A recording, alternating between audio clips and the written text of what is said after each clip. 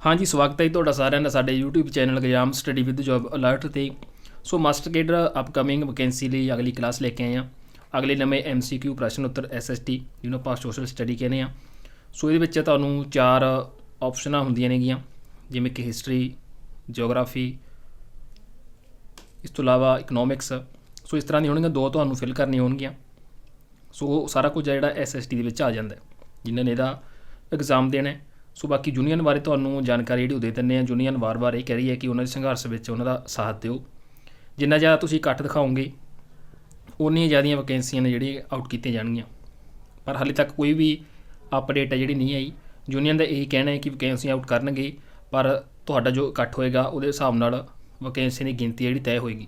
ਸੋ ਧਰਨੇ 'ਚ ਜ਼ਰੂਰ ਸ਼ਮੂਲੀਅਤ ਕਰਿਆ ਕਰੋ, ਪਰ ਨਾਲ ਮੋਬਾਈਲ ਤੁਹਾਡੇ ਹੱਥ 'ਚ ਹੈ ਅਤੇ ਨਾਲ ਅਗਰ ਸ਼ਮੂਲੀਅਤ ਕਰਦੇ ਹੋ ਤਾਂ ਉੱਥੇ ਅਗਰ ਤੁਹਾਡੀ ਡਿਊਟੀ ਲੱਗਦੀ ਹੈ ਤਾਂ ਟਾਈਮ ਕੱਢ ਕੇ ਨਾਲ ਦੀ ਨਾਲ ਤੁਸੀਂ ਆਪਣੀ ਤਿਆਰੀ ਵੀ ਜਿਹੜੀ ਕਰ ਸਕਦੇ ਹੋ। ਸੋ ਉਹਨਾਂ ਨੇ ਇਹ ਕਿਹਾ ਸੀ ਕਿ ਸੈਂਟਰਾਂ ਦੇ ਵਿੱਚ ਹਾਲੇ ਤਿਆਰੀ ਨਾ ਕਰੋ, ਕਿਉਂਕਿ ਸੈਂਟਰਾਂ 'ਚ ਜਾਣ ਦਾ ਤਾਂ ਹੀ ਫਾਇਦਾ ਹੈ ਜੇ ਵੈਕੈਂਸੀਆਂ ਆਊਟ ਹੋਣਗੀਆਂ, ਅਤੇ ਵੈਕੈਂਸੀਆਂ ਵੀ ਜੇ ਜ਼ਿਆਦਾ ਗਿਣਤੀ ਦੇ ਵਿੱਚ ਆਊਟ ਹੋਣਗੀਆਂ ਤਾਂ ਹੀ ਫਾਇਦਾ ਹੈ। ਸੋ ਮੋਬਾਈਲ ਦੇ ਵਿੱਚ ਤੁਸੀਂ ਤਿਆਰੀ ਕਰ ਸਕਦੇ ਹੋ, ਦੋਨੇ ਚੀਜ਼ਾਂ ਤੁਹਾਡੀਆਂ ਨਾਲ ਹੋ ਜਾਣਗੀਆਂ। ਸੋ ਤੁਸੀਂ ਧਰਨੇ 'ਚ ਸ਼ਮੂਲੀਅਤ ਵੀ ਕਰਿਆ ਕਰੋ। ਜਦੋਂ ਟਾਈਮ ਮਿਲਦਾ ਹੈ ਤਾਂ ਜ਼ਰੂਰ ਤੁਸੀਂ ਮੋਬਾਈਲ ਨੂੰ ਯੂਜ਼ ਕਰਕੇ ਇਸ 'ਤੇ ਆਪਣੀ ਕਲਾਸ ਜਿਹੜੀ ਅਟੈਂਡ ਕਰ ਸਕਦੇ ਹੋ। ਤਾਂ ਤੀਜੇ ਭਾਗ ਦੇ ਅਗਲੇ ਪ੍ਰਸ਼ਨ ਜਿਹੜੇ ਸਟਾਰਟ ਕਰਾਂਗੇ, ਜੋ ਵੀ ਇੰਪੋਰਟੈਂਟ ਕੁਐਸਚਨ ਨੇ। ਸੋ ਪਹਿਲੀ ਵਾਰ ਜੋ ਚੈਨਲ 'ਤੇ ਵਿਜ਼ਿਟ ਕਰ ਰਹੇ ਨੇ ਤਾਂ ਚੈਨਲ ਨੂੰ ਸਬਸਕ੍ਰਾਈਬ ਅਤੇ ਬੈਲ ਆਈਕਨ ਨਾਲ 'ਤੇ ਪ੍ਰੈਸ ਜ਼ਰੂਰ ਕਰ ਲਿਓ, ਤਾਂ ਹੀ ਤੁਹਾਨੂੰ ਡੇਲੀ ਕਲਾਸ ਦੀ ਅਪਡੇਟ ਮਿਲਦੀ ਰਹੇ। 6 ਵਜੇ ਈਵਨਿੰਗ ਟਾਈਮ ਜਿਹੜਾ ਕਲਾਸ ਦਾ ਟਾਈਮ ਹੁੰਦਾ ਹੈ। 2 ਭਾਗ ਪਹਿਲਾਂ ਪ੍ਰੋਵਾਈਡ ਕਰ ਦਿੱਤੇ ਨੇ ਚੈਨਲ ਦੀ ਪਲੇਲਿਸਟ ਵਿੱਚ ਜਾ ਕੇ, ਜਾਂ ਫਿਰ ਵੀਡੀਓ ਦੀ ਡਿਸਕ੍ਰਿਪਸ਼ਨ ਦੇ ਵਿੱਚ ਜਾ ਕੇ ਤੁਸੀਂ ਇਹ ਭਾਗ ਜਿਹੜੇ ਰੀਡ ਕਰ ਸਕਦੇ ਹੋ। ਬਾਕੀ ਜੋ ਵੀ ਤੁਹਾਡੇ ਸਵਾਲ ਜਵਾਬ ਨੇ ਇੰਸਟਾਗ੍ਰਾਮ ਪੇਜ 'ਤੇ ਪੁੱਛ ਸਕਦੇ ਹੋ। Exam study with job alert Instagram page ਦਾ ਨਾਮ ਹੈ। ਤਾਂ ਸਟਾਰਟ ਕਰਦੇ ਹਾਂ ਜੀ ਅਗਲੇ ਪ੍ਰਸ਼ਨ ਉੱਤਰ। ਤਾਂ ਪ੍ਰਸ਼ਨ ਨੰਬਰ 35 ਤੋਂ ਸਟਾਰਟ ਕਰਾਂਗੇ। 2 ਭਾਗਾਂ ਦੇ ਵਿੱਚ ਇਸ ਤੋਂ ਪਹਿਲਾਂ ਵਾਲੇ ਕੁਐਸਚਨ ਤੁਹਾਨੂੰ ਪ੍ਰੋਵਾਈਡ ਕੀਤੇ ਗਏ ਨੇ। ਕਲਹਨ ਦੀ ਰਚਨਾ ਰਾਜ ਤਰੰਗਣੀ ਸੀ ਜਿਹੜੀ, ਇਹਦਾ ਵਿਸ਼ਾ ਕੀ ਸੀ? ਸੋ ਇਹਦੇ ਵਿੱਚ 2 ਕੁਐਸਚਨ ਬਣ ਗਏ। ਪਹਿਲਾਂ ਤਾਂ ਇਹ ਬਣਦਾ ਜੀ, ਪੁੱਛ ਲਿਆ ਜਾਂਦਾ ਕਲਹਨ ਦੀ ਰਚਨਾ ਕਿਹੜੀ ਸੀ, ਤਾਂ ਉਹ ਸੀਗੀ ਰਾਜ ਤਰੰਗਣੀ। ਅਤੇ ਜੋ ਇਹ ਰਾਜ ਤਰੰਗਣੀ ਸੀ ਤਾਂ ਇਹਦਾ ਵਿਸ਼ਾ ਕੀ ਸੀਗਾ ਉਹ ਦੱਸਣਾ ਹੈ। ਕਸ਼ਮੀਰ ਦਾ ਇਤਿਹਾਸ, ਲਾਹੌਰ ਵੰਸ਼ ਦਾ ਵਰਣਨ, ਅਰਥ ਸ਼ਾਸਤਰ ਜਾਂ ਫਿਰ ਰਾਜਨੀਤੀ। ਤਾਂ ਕਲਹਨ ਦੀ ਜੋ ਰਚਨਾ ਸੀ ਰਾਜ ਤਰੰਗਣੀ, ਇਸ ਦਾ ਵਿਸ਼ਾ ਸੀ ਜਿਹੜਾ ਉਹ ਕਸ਼ਮੀਰ ਦਾ ਇਤਿਹਾਸ ਸੀਗਾ। ਆਪਸ਼ਨ ਊੜਾ ਰਾਈਟ ਆਨਸਰ ਬਣੇਗਾ। ਸੋ ਕਮੈਂਟ ਜ਼ਰੂਰ ਕਰ ਦਿਆ ਕਰੋ। ਬਾਕੀ ਚੱਲਦੀ ਵੀਡੀਓ ਨੂੰ ਅੱਗੇ ਜ਼ਰੂਰ ਸ਼ੇਅਰ ਕਰ ਦਿਓ ਤਾਂ ਜੋ ਜ਼ਿਆਦਾ ਆਪਣੇ ਨਾਲ ਆਡੀਅנס ਜਿਹੜੀ ਜੁੜ ਸਕੇ, ਇੰਟਰਸਟ ਬਣ ਸਕੇ, ਕਿਉਂਕਿ ਪੜ੍ਹਾਉਣ ਦਾ ਸਵਾਦ ਵੀ ਤਾਂ ਹੀ ਆਉਂਦਾ ਹੈ ਅਗਰ ਨਾਲ ਆਡੀਅנס ਚੰਗੀ ਹੋਵੇ। ਅਗਲਾ ਪ੍ਰਸ਼ਨ ਹੈ, ਸਿਲੀਕਨ ਸਿਟੀ ਆਫ ਇੰਡੀਆ ਕਿਹੜੇ ਸ਼ਹਿਰ ਨੂੰ ਕਿਹਾ ਜਾਂਦਾ ਹੈ? ਹੈਦਰਾਬਾਦ, ਮੋਹਾਲੀ, ਬੰਗਲੌਰ ਜਾਂ ਫਿਰ ਮੁੰਬਈ ਨੂੰ। ਤਾਂ ਸਿਲੀਕਨ ਸਿਟੀ ਆਫ ਇੰਡੀਆ ਜਿਹੜਾ ਉਹ ਬੰਗਲੌਰ ਨੂੰ ਕਿਹਾ ਜਾਂਦਾ ਹੈ। ਆਪਸ਼ਨ ED ਰਾਈਟ ਆਨਸਰ ਬਣੇਗਾ। ਤਾਂ ਬੰਗਲੌਰ ਹੈ ਜਿਹੜਾ ਰਾਈਟ ਆਨਸਰ ਬਣਦਾ ਹੈ। ਇਸ ਤੋਂ ਇਲਾਵਾ ਬੰਗਲੌਰ ਹੈ ਜਿਹੜਾ ਕਰਨਾਟਕ 'ਚ ਹੈ, ਤਾਂ ਇਹਨੂੰ ਸਿਲੀਕਾਨ ਘਾਟੀ ਵੀ ਕਿਹਾ ਜਾਂਦਾ ਹੈ। ਸਿਲੀਕਨ ਸਿਟੀ ਜਾਂ ਸਿਲੀਕਨ ਘਾਟੀ, ਸੋ ਦੋਨੋਂ ਇੱਕ ਹੀ ਮਤਲਬ ਹੈ। ਸੋ ਅਮਰੀਕਾ ਦਾ ਜੋ ਰਾਜ ਹੈ ਕੈਲੀਫੋਰਨੀਆ, ਤਾਂ ਉਸ ਨੂੰ ਵੀ ਜਿਹੜਾ ਸਿਲੀਕਨ ਘਾਟੀ ਕਿਹਾ ਜਾਂਦਾ ਹੈ। ਅਤੇ ਜੋ ਬੰਗਲੌਰ ਨੂੰ ਜਿਹੜਾ ਇਹ ਨਾਮ ਦਿੱਤਾ ਗਿਆ ਸਿਲੀਕਨ ਘਾਟੀ ਦਾ, ਤਾਂ ਉਹ ਅਮਰੀਕਾ ਦਾ ਜਿਹੜਾ ਰਾਜ ਹੈ ਕੈਲੀਫੋਰਨੀਆ, ਇਸ ਤੋਂ ਹੀ ਲਿਆ ਗਿਆ। ਇਸ ਤੋਂ ਇਲਾਵਾ ਬੰਗਲੌਰ ਨੂੰ ਭਾਰਤ ਦਾ ਇਲੈਕਟ੍ਰੋਨਿਕ ਸਿਟੀ ਹੈ ਜਿਹੜਾ ਉਹ ਵੀ ਕਿਹਾ ਜਾਂਦਾ ਹੈ।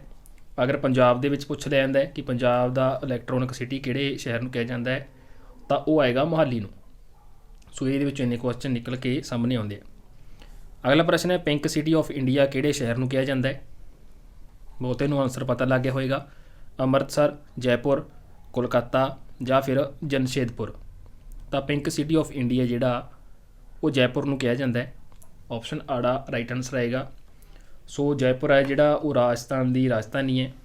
ਇਹਦੀ ਸਥਾਪਨਾ ਸੀ ਜਿਹੜਾ ਰਾਜਾ ਸਵਾਈ ਜੈ ਸਿੰਘ ਸੀਗੇ, ਜਿਨ੍ਹਾਂ ਨੂੰ ਖਗੋਲ ਵਿਗਿਆਨੀ ਵੀ ਕਿਹਾ ਜਾਂਦਾ ਹੈ। ਤਾਂ ਉਹਨਾਂ ਨੇ 1727 ਦੇ ਵਿੱਚ ਕੀਤੀ ਸੀ।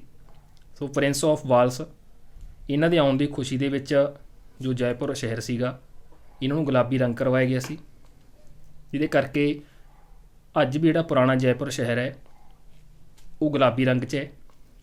ਤਾਂ ਇਸ ਕਰਕੇ ਇਹਨੂੰ ਪਿੰਕ ਸਿਟੀ ਆਫ ਇੰਡੀਆ ਉਸ ਸਮੇਂ ਇਸ ਦਾ ਨਾਮ ਪਿਆ ਸੀ। ਇਸ ਤੋਂ ਇਲਾਵਾ ਇਹਨੂੰ ਜੈਪੁਰ ਹੈ ਜਿਹੜਾ ਇਸ ਨੂੰ ਭਾਰਤ ਦਾ ਪੈਰਿਸ ਵੀ ਕਿਹਾ ਜਾਂਦਾ ਹੈ। ਅਗਲਾ ਪ੍ਰਸ਼ਨ ਹੈ, ਸ਼ੁੱਧ ਸੋਨਾ ਕਿੰਨੇ ਕੈਰਟ ਦਾ ਹੁੰਦਾ ਹੈ? 24 ਕੈਰਟ, 22 ਕੈਰਟ, 18 ਕੈਰਟ ਜਾਂ ਫਿਰ 16 ਕੈਰਟ ਦਾ। ਤਾਂ ਸ਼ੁੱਧ ਸੋਨਾ ਹੈ ਜਿਹੜਾ ਉਹ 24 ਕੈਰਟ ਦਾ ਹੁੰਦਾ ਹੈ। ਆਪਸ਼ਨ ਊੜਾ ਰਾਈਟ ਆਨਸਰ ਆਏਗਾ। ਸੋ ਆਪਣੇ ਇੰਡੀਆ ਦੇ ਵਿੱਚ, ਭਾਰਤ ਦੇ ਵਿੱਚ 22 ਕੈਰਟ ਦੇ ਸੋਨੇ ਜਿਹੜੇ ਬਣਾਏ ਜਾਂਦੇ ਨੇ, ਪਰ ਜਿਹੜੇ ਆਮ ਤੌਰ 'ਤੇ ਗਹਿਣਿਆਂ ਦੇ ਵਿੱਚ 18 ਕੈਰਟ ਦੇ ਸੋਨੇ ਦੀ ਜਿਹੜੀ ਉਹ ਵਰਤੋਂ ਕੀਤੀ ਜਾਂਦੀ ਹੈ। ਇਸ ਤੋਂ ਇਲਾਵਾ ਜਦੋਂ ਗਹਿਣੇ ਬਣਾਏ ਜਾਂਦੇ ਨੇ ਤਾਂ ਸੋਨੇ ਨਾਲ ਤਾਂਬੇ ਦਾ ਉਪਯੋਗ ਹੁੰਦਾ ਹੈ। 24 ਕੈਰਟ ਦੇ ਵਿੱਚ ਜਿਹੜਾ 4.80 ਗ੍ਰਾਮ ਸੋਨਾ ਜਿਹੜਾ ਹੁੰਦਾ ਹੈ। ਸੋ ਇਹਦੇ ਵਿੱਚੋਂ ਕੋਈ ਵੀ ਕੁਐਸਚਨ ਪੁੱਛਿਆ ਜਾ ਸਕਦਾ ਹੈ। ਸੋ 24 ਗ੍ਰਾਮ ਦੇ ਵਿੱਚ, ਕੈਰਟ ਦੇ ਵਿੱਚ ਕਿੰਨੇ ਗ੍ਰਾਮ ਸੋਨਾ ਹੁੰਦਾ ਹੈ, ਇਹ ਕੁਐਸਚਨ ਵੀ ਬਣ ਸਕਦਾ ਹੈ, ਕਿਵੇਂ ਵੀ ਬਣ ਸਕਦਾ ਹੈ। ਤਾਂ ਆਪਸ਼ਨ ਊੜਾ ਇਹਦੇ ਵਿੱਚ ਰਾਈਟ ਆਨਸਰ ਬਣੇਗਾ। ਅਗਲਾ ਪ੍ਰਸ਼ਨ ਹੈ, ਭਗਤੀ ਅੰਦੋਲਨ ਦਾ ਸੰਸਥਾਪਕ ਕੌਣ ਸੀ? ਸ਼ੰਕਰਾਚਾਰੀਆ, ਰਾਮਾਨੁਜ, ਚੈਤਨਿਆ ਮਹਾਪ੍ਰਭੂ ਜਾਂ ਫਿਰ ਰਾਮਾਨੰਦ। ਤਾਂ ਭਗਤੀ ਅੰਦੋਲਨ ਦੇ ਜਿਹੜੇ ਸੰਸਥਾਪਕ ਸੀਗੇ ਉਹ ਸ਼ੰਕਰਾਚਾਰੀਆ ਸੀ। ਆਪਸ਼ਨ ਊੜਾ ਰਾਈਟ ਆਨਸਰ ਬਣੇਗਾ। ਸੋ ਭਗਤੀ ਅੰਦੋਲਨ ਦੀ ਜਿਹੜੀ ਸ਼ੁਰੂਆਤ ਸੀ ਉਹ ਹਰਸ਼ਵਰਧਨ ਦੇ ਸਮੇਂ ਦੱਖਣ ਭਾਰਤ ਤੋਂ ਹੋਈ ਸੀਗੀ। ਇਹਦੇ ਸੰਸਥਾਪਕ ਜੋ ਸ਼ੰਕਰਾਚਾਰੀਆ ਸੀ ਉਹ ਕੇਰਲ ਦੇ ਰਹਿਣ ਵਾਲੇ ਸੀ, ਅਤੇ ਜੋ ਇਹਨਾਂ ਦੇ ਵਿਚਾਰ ਸੀਗੇ ਤਾਂ ਇਹਨਾਂ ਨੂੰ ਅਦਵੈਤ ਦਰਸ਼ਨ ਹੈ ਜਿਹੜਾ ਕਿਹਾ ਜਾਂਦਾ ਹੈ। ਅਗਲਾ ਪ੍ਰਸ਼ਨ ਹੈ, ਸਮਤਵਾਦ ਕਿਸ ਤਰ੍ਹਾਂ ਦੀ ਵਿਵਸਥਾ ਸੀ?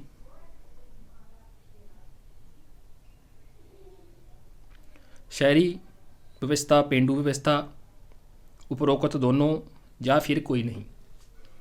ਤਾਂ ਸਮਤਵਾਦ ਜਿਹੜੀ ਵਿਵਸਥਾ ਸੀ ਉਹ ਇੱਕ ਪੇਂਡੂ ਵਿਵਸਥਾ ਸੀ। ਇਹਦੀ ਸ਼ੁਰੂਆਤ ਜਿਹੜੀ ਰੋਮ ਸਾਮਰਾਜ ਤੋਂ, ਜਦੋਂ ਰੋਮ ਸਾਮਰਾਜ ਸੀ ਜਿਹੜਾ ਉਹ ਸਮਾਪਤ ਹੋਇਆ ਸੀ, ਇਸ ਤੋਂ ਬਾਅਦ ਰੋਮ ਦੇ ਵਿੱਚ 5ਵੀਂ ਸਦੀ ਵਿੱਚ ਹੋਈ ਸੀ। ਸਮਤਵਾਦ ਦਾ ਅਰਥ ਹੁੰਦਾ ਹੈ ਭੂਮੀ ਭਾਗ ਜੋ ਲਾਰਡਾਂ ਅਤੇ ਜ਼ਗੀਰਦਾਰਾਂ ਨੂੰ ਦਿੱਤਾ ਜਾਂਦਾ ਸੀ। ਤਾਂ ਇਹਦਾ ਆਨਸਰ ਆੜਾ ਬਣੇਗਾ। ਸਮਤਵਾਦ ਸੀ ਜਿਹੜੀ ਉਹ ਪੇਂਡੂ ਵਿਵਸਥਾ ਸੀ। ਧਰਤੀ 'ਤੇ ਸਭ ਤੋਂ ਪਹਿਲਾਂ ਕਿਹੜੇ ਜੀਵ ਦੀ ਉਤਪੱਤੀ ਹੋਈ? ਮੱਛੀ, ਬਾਂਦਰ, ਕੱਛੂ ਜਾਂ ਫਿਰ ਮਨੁੱਖ ਦੀ। ਤਾਂ ਧਰਤੀ 'ਤੇ ਸਭ ਤੋਂ ਪਹਿਲਾਂ ਜਿਹੜੀ ਮੱਛੀ ਦੀ ਉਤਪੱਤੀ ਹੋਈ। ਲਗਭਗ 350 ਲੱਖ ਸਾਲ ਪਹਿਲਾਂ ਮੱਛੀ ਦਾ ਜਿਹੜਾ ਜਨਮ ਹੋਇਆ। ਸੋ ਇਸ ਤੋਂ ਬਾਅਦ ਜੀਵ ਕਿਆਸੀ ਪ੍ਰਕਿਰਿਆ ਸੀ ਜਿਹੜੀ ਹੌਲੀ ਹੌਲੀ ਸਟਾਰਟ ਹੋਈ ਸੀ। ਪਹਿਲਾਂ ਪਾਣੀ ਵਿੱਚ ਰਹਿਣ ਵਾਲੇ ਜਿਹੜੇ ਜੀਵ ਸੀ ਜਿਵੇਂ ਡੱਡੂ, ਮਗਰਮੱਛ, ਸੱਪ, ਮੱਛੀ ਆਦਿ ਇਹ ਹੋਏ ਸੀ। ਤਾਂ ਮਨੁੱਖ ਦੇ ਜਨਮ ਦੇ ਬਾਰੇ ਅਲੱਗ-ਅਲੱਗ ਵਿਦਵਾਨਾਂ ਦੇ ਅਲੱਗ-ਅਲੱਗ ਵਿਦਵਾਨ ਵਿਚਾਰ ਨੇ। ਤਾਂ ਕੋਈ ਕਹਿੰਦਾ 10 ਲੱਖ ਸਾਲ ਪਹਿਲਾਂ ਹੋਇਆ ਸੀ ਅਤੇ ਕੋਈ ਕਹਿੰਦਾ 20 ਲੱਖ ਸਾਲ ਪਹਿਲਾਂ। ਸੋ ਜੋ ਵਡੇਰੇ ਮਨੁੱਖ ਦੇ ਕਿਹਾ ਜਾਂਦਾ ਹੈ ਉਹ ਵਾਨਰ, ਗੁਰੀਲਾ ਅਤੇ ਚਪੈਂਜੀ ਨੂੰ ਕਿਹਾ ਜਾਂਦਾ ਹੈ। ਸੋ ਇਹ ਕੁਐਸਚਨ ਪੁੱਛ ਲਿਆ ਜਾ ਸਕਦਾ ਹੈ ਕਿ ਮਨੁੱਖ ਦੇ ਵਡੇਰੇ ਜਿਹੜਾ ਕਿਸ ਨੂੰ ਮੰਨਿਆ ਗਿਆ? ਤਾਂ ਚਪੈਂਜੀ, ਗੁਰੀਲਾ ਅਤੇ ਵਾਨਰ ਨੂੰ। ਅਗਲਾ ਪ੍ਰਸ਼ਨ ਹੈ, ਰਿੰਗ ਫੈਂਸ ਦਾ ਸੰਬੰਧ ਸੀ ਕਿਸ ਨਾਲ ਸੀਗਾ? Lord Dalhousie, Lord Hastings, Lord Irwin ਜਾਂ ਫਿਰ ਹੈਨਰੀ ਲਾਰੈਂਸ ਨਾਲ। ਤਾਂ ਇਹਦਾ ਸੰਬੰਧ ਸੀਗਾ ਜੀ ਲਾਰਡ ਹੇਸਟਿੰਗਜ਼ ਦੇ ਨਾਲ। ਆਪਸ਼ਨ ਆੜਾ। ਇਸ ਤੋਂ ਇਲਾਵਾ ਮੁਗਲ ਸਾਮਰਾਜ ਸੀ ਜਿਹੜਾ ਉਹਦੇ ਵਿੱਚ 4 ਤਰ੍ਹਾਂ ਦੀਆਂ ਜਗੀਰਾਂ ਸੀ। ਜੰਗੀਰੇ ਤਨਖਾਹ, ਮਸ਼ਰੂਤ ਜਗੀਰ, ਇਨਾਮ ਜਗੀਰ ਅਤੇ ਵਤਨ ਜਗੀਰ। ਸੋ ਇਹ 4 ਤਰ੍ਹਾਂ ਦੀਆਂ ਉਸ ਸਮੇਂ ਜਗੀਰਾਂ ਸੀ ਜਿਹੜੀਆਂ ਦਿੱਤੀਆਂ ਜਾਂਦੀਆਂ ਸੀ। ਸੋ ਅਗਲਾ ਪ੍ਰਸ਼ਨ ਹੈ, ਮੁਗਲ ਕਾਲ ਵਿੱਚ ਵਤਨ ਜਗੀਰਾਂ ਦਿੱਤੀਆਂ ਜਾਂਦੀਆਂ ਸਨ। ਵਤਨ ਜਗੀਰਾਂ ਜਿਹੜੀਆਂ ਕਿਸ ਨੂੰ ਦਿੱਤੀਆਂ ਜਾਂਦੀਆਂ ਸੀਗੀਆਂ? ਰਾਜਪੂਤਾਂ ਨੂੰ, ਪੰਡਤਾਂ ਨੂੰ, ਮਨਸਬਦਾਰਾਂ ਨੂੰ ਜਾਂ ਫਿਰ ਮੌਲਵੀਮਾਂ ਨੂੰ। ਤਾਂ ਮੁਗਲ ਕਾਲ ਦੇ ਵਿੱਚ ਵਤਨ ਜਗੀਰਾਂ ਜਿਹੜੀਆਂ ਉਹ ਰਾਜਪੂਤਾਂ ਨੂੰ ਦਿੱਤੀਆਂ ਜਾਂਦੀਆਂ ਸੀ। 4 ਤਰ੍ਹਾਂ ਦੀਆਂ ਜਗੀਰਾਂ ਹੁੰਦੀਆਂ ਸੀ ਜੋ ਤੁਹਾਨੂੰ ਪਹਿਲਾਂ ਦੱਸੀਆਂ ਨੇ। ਜਗੀਰੇ ਤਨਖਾਹ, ਮਸ਼ਰੂਤ ਜਗੀਰ, ਇਨਾਮ ਜਗੀਰ ਅਤੇ ਵਤਨ ਜਗੀਰ। ਅਗਲਾ ਪ੍ਰਸ਼ਨ ਹੈ, ਆਜ਼ਾਦ ਹਿੰਦ ਫੌਜ ਦਾ ਮੁੱਢਲਾ ਸੰਸਥਾਪਕ ਕੌਣ ਸੀ? ਸੁਭਾਸ਼ ਚੰਦਰ ਬੋਸ, ਰਾਸ ਬਿਹਾਰੀ ਬੋਸ, ਕੈਪਟਨ ਮੋਹਨ ਸਿੰਘ ਜਾਂ ਫਿਰ ਲਾਲਾ ਹਰਦਿਆਲ ਸਿੰਘ। ਤਾਂ ਮੁੱਢਲਾ ਪੁੱਛਿਆ ਗਿਆ ਹੈ, ਤਾਂ ਸਾਰਿਆਂ ਨੇ ਕਮੈਂਟ ਜਿਹੜਾ ਤੁਸੀਂ ਕੀਤਾ ਹੋਊਗਾ ਤਾਂ ਉਹ ਹੈਗਾ ਸੁਭਾਸ਼ ਚੰਦਰ ਬੋਸ। ਤਾਂ ਮੁੱਢਲਾ ਸੰਸਥਾਪਕ ਪੁੱਛਿਆ ਗਿਆ ਤਾਂ ਉਹ ਸੀਗਾ ਜੀ ਕੈਪਟਨ ਮੋਹਨ ਸਿੰਘ, ਜੋ ਆਜ਼ਾਦ ਹਿੰਦ ਫੌਜ ਦੇ ਮੁੱਢਲੇ ਸੰਸਥਾਪਕ ਸੀਗੇ। 1 ਸਤੰਬਰ 1942 ਈਸਵੀ ਦੇ ਵਿੱਚ ਇਹਦੀ ਸਥਾਪਨਾ ਕੀਤੀ ਗਈ ਸੀ, ਪਰ ਇਹ ਅਸਫਲ ਰਹੀ ਸੀ। ਇਸ ਤੋਂ ਬਾਅਦ ਰਾਸ ਬਿਹਾਰੀ ਬੋਸ ਨੇ 1943 ਦੇ ਵਿੱਚ ਇਹਦੀ ਸਥਾਪਨਾ ਕਰਕੇ ਸੁਭਾਸ਼ ਚੰਦਰ ਬੋਸ ਨੂੰ ਇਹਦਾ ਸੈਨਾਪਤੀ ਬਣਾਇਆ ਸੀ। ਇਹਦੇ ਵਿੱਚ 3 ਬ੍ਰਿਗੇਡ ਹੈ ਜਿਹੜੀ ਉਹ ਬਣਾਈ ਗਈ ਸੀ, ਸੁਭਾਸ਼ ਬ੍ਰਿਗੇਡ ਅਤੇ ਗਾਂਧੀ ਬ੍ਰਿਗੇਡ ਅਤੇ ਨਹਿਰੂ। ਇਸ ਤੋਂ ਬਾਅਦ ਜਿਹੜਾ ਔਰਤਾਂ ਲਈ ਲਕਸ਼ਮੀ ਬਾਈ ਰੈਜੀਮੈਂਟ ਹੈ ਜਿਹੜੀ ਉਹ ਬਣਾਈ ਗਈ ਸੀ। ਅਗਲਾ ਪ੍ਰਸ਼ਨ ਹੈ, ਮਾਂਟੇਗਿਊ ਚੈਂਪਸਫੋਰਡ ਸੁਧਾਰ ਅਧਿਨਿਯਮ ਦੇ ਸੰਬੰਧ ਵਿੱਚ ਸਾਨੂੰ ਬਿਨਾਂ ਸੂਰਜ ਤੋਂ ਸਵੇਰ ਦਿੱਤੀ ਗਈ, ਇਹ ਕਥਨ ਕਿਸ ਦਾ ਸੀ? ਇਹ ਕਿਸ ਨੇ ਕਿਹਾ ਸੀ? ਮਹਾਤਮਾ ਗਾਂਧੀ ਨੇ, ਬਾਲ ਗੰਗਾਧਰ ਤਿਲਕ ਨੇ, ਜਵਾਹਰ ਲਾਲ ਨਹਿਰੂ ਨੇ ਜਾਂ ਫਿਰ ਸੁਭਾਸ਼ ਚੰਦਰ ਬੋਸ ਨੇ? ਤਾਂ ਇਹ ਜਿਹੜਾ ਕਿਹਾ ਸੀਗਾ ਉਹ ਬਾਲ ਗੰਗਾਧਰ ਤਿਲਕ ਨੇ ਕਿਹਾ ਸੀਗਾ ਕਿ ਸਾਨੂੰ ਬਿਨਾਂ ਸੂਰਜ ਤੋਂ ਜਿਹੜੀ ਸਵੇਰ ਦਿੱਤੀ ਗਈ ਹੈ। ਮੈਂਟੇਗਿਊ ਚੈਂਪਸਫੋਰਡ ਸੁਧਾਰ ਅਧਿਨਿਯਮ ਦੇ ਸੰਬੰਧ ਦੇ ਵਿੱਚ ਇਹ ਗੱਲ ਸੀ ਜਿਹੜੀ ਗੰਗਾਧਰ ਤਿਲਕ ਨੇ ਕਹੀ ਸੀ। ਤਾਂ ਆਪਸ਼ਨ ਆੜਾ ਇਹਦੇ ਵਿੱਚ ਰਾਈਟ ਆਨਸਰ ਬਣੇਗਾ। ਅਗਲਾ ਪ੍ਰਸ਼ਨ ਹੈ, ਕਿਹੜੇ ਅੰਗਰੇਜ਼ ਅਧਿਕਾਰੀ ਦੇ ਕਾਰਜਕਾਲ ਦੇ ਵਿੱਚ ਉੱਚੇ ਪਦਾਂ 'ਤੇ ਭਾਰਤੀਆਂ ਦੀ ਨਿਯੁਕਤੀ ਕੀਤੀ ਜਾਣ ਲੱਗੀ ਸੀ? Lord Clive, Lord Canning, Lord William Bentinck ਜਾਂ ਫਿਰ ਲਾਰਡ ਰਿਪਨ ਦੇ ਸਮੇਂ? ਤਾਂ ਇਹ ਅੰਗਰੇਜ਼ ਅਧਿਕਾਰੀ ਸੀ ਜਿਹੜਾ ਉਹ ਲਾਰਡ ਵਿਲੀਅਮ ਬੈਂਟਿਕ ਸੀਗਾ, ਜਿਹਦੇ ਸਮੇਂ ਭਾਰਤੀਆਂ ਨੂੰ ਉੱਚੇ ਪਦਾਂ ਦੇ ਉੱਤੇ ਨਿਯੁਕਤੀ ਹੈ ਜਿਹੜੀ ਉਹ ਦਿੱਤੀ ਜਾਣ ਲੱਗ ਪਈ ਸੀ।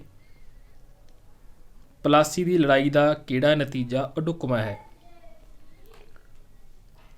ਕੰਪਨੀ ਨੂੰ ਆਰਥਿਕ ਲਾਭ, ਭਾਰਤ ਨੂੰ ਜਿੱਤਣ ਦਾ ਰਾਹ ਪੱਧਰਾ ਹੋਣਾ, ਫਰਾਂਸੀਸੀਆਂ ਦੀ ਸ਼ਕਤੀ 'ਚ ਵਾਧਾ ਜਾਂ ਫਿਰ ਬੰਗਾਲ ਦੀ ਅਸਲੀ ਮਾਲਕ ਕੰਪਨੀ ਬਣ ਗਈ ਸੀ? ਤਾਂ ਇਹਦਾ ਰਾਈਟ ਆਨਸਰ ਬਣੇਗਾ ਆਪਸ਼ਨ ਈਡੀ ਯਾਨੀ ਕਿ ਸੀ, ਫਰਾਂਸੀਸੀਆਂ ਦੀ ਸ਼ਕਤੀ 'ਚ ਵਾਧਾ। ਤਾਂ ਪਲਾਸੀ ਦੀ ਲੜਾਈ 1757 ਦਾ ਇਹ ਨਤੀਜਾ ਜਿਹੜਾ ਉਹ ਢੁੱਕਵਾਂ ਹੈ। ਅਗਲਾ ਪ੍ਰਸ਼ਨ ਹੈ ਪ੍ਰਸ਼ਨ ਨੰਬਰ 49, ਵਿਲੀਅਮ ਬੈਂਟਿਕ ਨੇ ਕਿਹੜੇ ਸਮਾਜਿਕ ਸੁਧਾਰ ਦੇ ਵਿੱਚ ਆਪਣਾ ਯੋਗਦਾਨ ਨਹੀਂ ਪਾਇਆ ਸੀ? ਸਤੀ ਪ੍ਰਥਾ 'ਤੇ ਰੋਕ, ਮਨੁੱਖ ਬਲੀ 'ਤੇ ਰੋਕ, ਬਾਲ ਵਿਆਹ 'ਤੇ ਰੋਕ ਜਾਂ ਫਿਰ ਕੰਨਿਆ ਹੱਤਿਆ 'ਤੇ ਰੋਕ? ਤਾਂ ਵਿਲੀਅਮ ਬੈਂਟਿਕ ਹੋਏ ਨੇ ਜਿਹੜੇ ਅੰਗਰੇਜ਼ ਅਧਿਕਾਰੀ ਸੀ, ਤਾਂ ਇਹਨਾਂ ਨੇ ਯੋਗਦਾਨ ਸਮਾਜਿਕ ਸੁਧਾਰ ਦੇ ਵਿੱਚ ਜਿਹੜਾ ਨਹੀਂ ਪਾਇਆ ਸੀਗਾ ਉਹ ਸੀ ਬਾਲ ਵਿਆਹ 'ਤੇ ਰੋਕ। ਸੋ ਨਹੀਂ ਇਹਦੇ ਵਿੱਚ ਪੁੱਛਿਆ ਗਿਆ, ਕੁਐਸਚਨ ਨੂੰ ਜ਼ਰੂਰ ਧਿਆਨ ਨਾਲ ਪੜ੍ਹਨਾ। ਆਪਸ਼ਨ ਈਡੀ ਹੈ ਜਿਹੜੀ ਰਾਈਟ ਆਨਸਰ ਬਣੇਗਾ। ਅਗਲਾ ਪ੍ਰਸ਼ਨ ਹੈ, ਕਿਹੜੇ ਅੰਗਰੇਜ਼ ਅਧਿਕਾਰੀ ਨੇ ਲਾਰਡ ਕਾਰਨਵਾਲਿਸ ਦੁਆਰਾ ਸਥਾਪਿਤ ਪ੍ਰਾਂਤਿਕ ਅਦਾਲਤਾਂ ਨੂੰ ਖਤਮ ਕਰ ਦਿੱਤਾ ਸੀ? Lord Clive, William Bentinck, Lord Dalhousie ਜਾਂ ਫਿਰ ਲਾਰਡ ਮਿੰਟੋ? ਤਾਂ ਇਹ ਕੀਤਾ ਗਿਆ ਸੀਗਾ ਜੀ ਵਿਲੀਅਮ ਬੈਂਟਿਕ। ਇਹ ਅੰਗਰੇਜ਼ ਅਧਿਕਾਰੀ ਸੀ ਜਿਹਨੇ ਲਾਰਡ ਕਾਰਨਵਾਲਿਸ ਦੇ ਦੁਆਰਾ ਜੋ ਪ੍ਰਾਂਤਕ ਅਦਾਲਤਾਂ ਸੀ ਸਥਾਪਿਤ ਕੀਤੀਆਂ ਗਈਆਂ ਸੀ। ਇਹਦੇ ਵਿੱਚ ਵੀ ਦੋ ਕੁਐਸਚਨ ਬਣਦੇ ਆ, ਅਗਰ ਇਹ ਪੁੱਛ ਲਿਆ ਜਾਂਦਾ ਹੈ ਕਿ ਪ੍ਰਾਂਤਕ ਅਦਾਲਤਾਂ ਦੀ ਸਥਾਪਨਾ ਕਿਸ ਨੇ ਕੀਤੀ ਸੀ? ਤਾਂ ਆਨਸਰ ਬਣੇਗਾ ਲਾਰਡ ਕਾਰਨਵਾਲਿਸ। ਅਤੇ ਇਹਨਾਂ ਨੂੰ ਖਤਮ ਕਿਸ ਨੇ ਕੀਤਾ ਸੀ? ਵਿਲੀਅਮ ਬੈਂਟਿਕ ਨੇ।